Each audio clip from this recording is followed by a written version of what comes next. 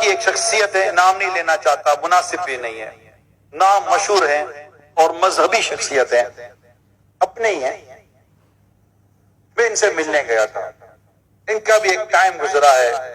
بہت تنظیم ہے، بہت ادارے، بہت سارے لوگوں کو دیکھا، میرے ساتھ میرے اور اسلام بھائی بھی تھے، بات چل رہی تھی، میں تمام اسلامی بھائیوں کو میں ان کا پیغام پہنچا رہا ہوں، میں تمام اسلام بھائی کو ان کا پیغام پہنچا رہا ہوں۔ ہم بیٹھے تھے، بات ہو رہی تھی، تو مجھے کہنے لگے کہ میں نے بڑی تنظیمیں، بڑے ادارے، بہت سارے لوگوں کو دیکھا ہے، آئے چلے رک گئے، کچھ کم ہو گئے، کچھ یہ ہو گئے، کچھ گھوم گئے، کچھ مڑ گئے، کچھ یہ ہو گیا، وہ ہو گیا، بہت کچھ ہو گیا، مگر میں آپ لوگوں کو ایک بات بتاؤں، یہ جو آپ کے حضرت ہے نا، جن کا نام الیاس قادری ہے، یہ جو آپ کی حضرت ہے نا، انہوں نے جو کچھ آپ کو کہا ہے نا، اس سے زندگی پر کبھی ہٹنا نہیں، ورنہ دعوت اسلامی کو کچھ کا کچھ ہو جائے گا۔ ہم نے بہت کچھ دیکھا ہے، لیکن ان کی بصیرت اور ان کی سمجھ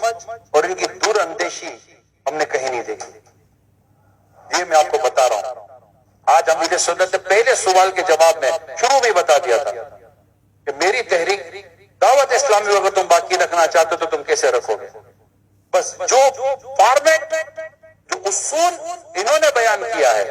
اس کو پکڑ کے رکھیں۔ بہت آتے جناب، یہ فائدہ وہ فائدہ، یہ کر لو وہ کر لو، یہاں آ جاؤ وہاں آ جاؤ، ادھر اٹھ جاؤ ادھر بیٹھ جاؤ، بولا بھائی کہیں بھی نہیں جانا، کہیں بھی نہیں اٹھنا، کہیں بھی کچھ نہیں کرنا، ہم بھلے ہماری دعوت اسلامی بھلی، ہم بھلے ہماری دعوت اسلامی کے اصول بھلے، اب اسی کے ساتھ کئی دفعہ ایسا ہوا ہے کہ اسلامی بھائی کئی جذباتی معاملات میں بھیگ گئے، اور ہمیں تو میسج آ ہی جاتے ہیں، ہمیں تو پیغامات آ ہی جاتے ہیں، یوں ہو رہا ہے یوں ہو رہا ہے، ہم کیا کر رہے ہیں، آپ کیا کر رہے ہیں، پھر 2-4 ہفتے کے بعد میسج آ جاتا ہے کہ آپ صحیح کر رہے تھے، ہماری ہی بھول تھی، باتیں سب سمجھ میں آ جاتا ہے کہ دعوت اسلامی اگر کہیں رکتی ہے، ٹھہر جاتی ہے،